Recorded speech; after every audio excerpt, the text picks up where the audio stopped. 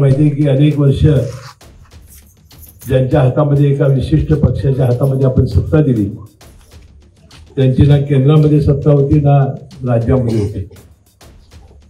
ज्या वेळेला आम्हाला एकदा त्यांनी पाठिंबा दिला त्यावेळेला 40-50 कोटीचा निधी आम्ही त्याला दिला होता। या निधीनं माझ्यावर फार मोठं प्रेम केलं आहे। 4 वेळा मला आपण निवडून दिलं। कागद तालुक्याच्या जनतेनं 6 वेळा विधानसभेत मला पाठवलं।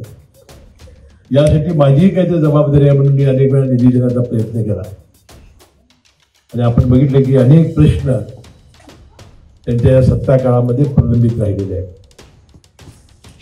खऱ्या अर्थाने गडिंग्लज शहराचा विकास भकास होण्यामध्ये जनता दलाची सत्ता कारणीभूत आहे। टक्केवारी आणि थैलीशाही एवढ्या कारणासाठी त्यांनी सत्ता भोगली। कोल्हापूर जिल्ह्याचं हे उपजिल्ह्याचं ठिकाण किती सुंदर असायला हवं होतं तो अक्षरशः दुर्दशा करण्याचा प्रयत्न झाला।